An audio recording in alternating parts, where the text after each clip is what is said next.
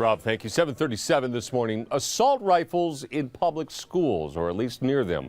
One school district in Utah is arming its police officers with AR-15 rifles, saying it will help make students safer.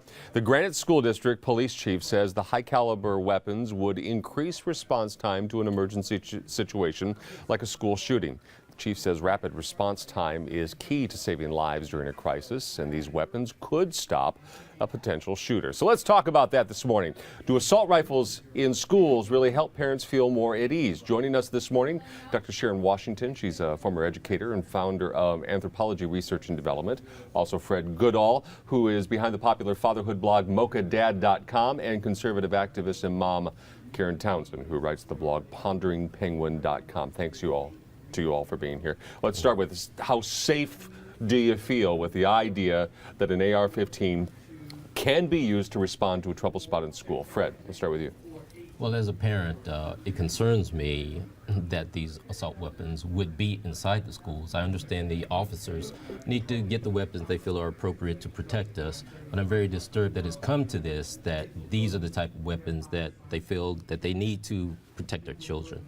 Well, and there are places to go from that point. But Karen, let me ask you as well. Your gut reaction to this. The gut reaction is no, because that's far too scary. I think especially for children in schools, you don't want them to feel like they're in an armed situation. I think some schools in HISD I know already have armed patrols. The officers wear on their holsters and patrol the schools. I think that that's enough. Perhaps if the weapon was locked up somewhere and the officers were trained with those weapons, it might not be so scary, but I'm not sure that that's the answer. Well, to be clear, the officers are not roaming the halls with an AR-15 slung over their shoulder. It's locked up. It's in their vehicle to help respond in a problem. Sharon, as a former educator, I mean, the context of education has changed. Yes, and also as an education anthropologist, I can see both sides of the situation. You have to address the immediate need of safety in order for people to be able to learn, in order for children to be able to learn, in order for teachers to be able to serve children. You have to address the immediate need of safety, security. However, there are other components of addressing safety rather than just focusing on security. Like if someone comes in with a gun, then we need to have bigger guns. And so the problem that we have when we think about somebody bringing in like assault weapons into a school is that we're thinking, well, why aren't we addressing the issue so that we prevent the need for having those guns come into the school? One of the things that came out of the Columbine tragedy so many years ago was the police response was, let's watch and see what happens. Let's create a perimeter. And they've come in that time to decide we need to go meet it head on.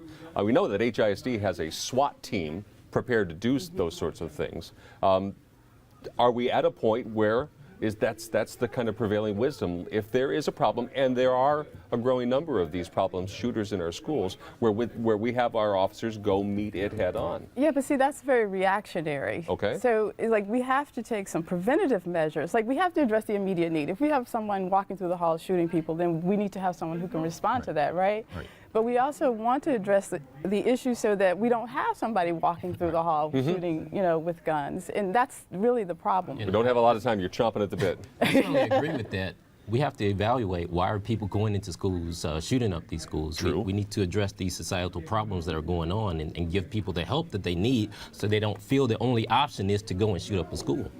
Karen? And we need to keep the perspective that these are still somewhat rare events. It's not everyday events, and the violence in schools is still mostly kids fighting or maybe knives or something like that, not guns. Well, let's keep the guns out of there. I think we're all in agreement there. So we have to wrap up here, but it's a great point of conversation, and hopefully it will spur some conversation in the community as well. Ladies and gentlemen, thank you very much. Appreciate it. Melissa?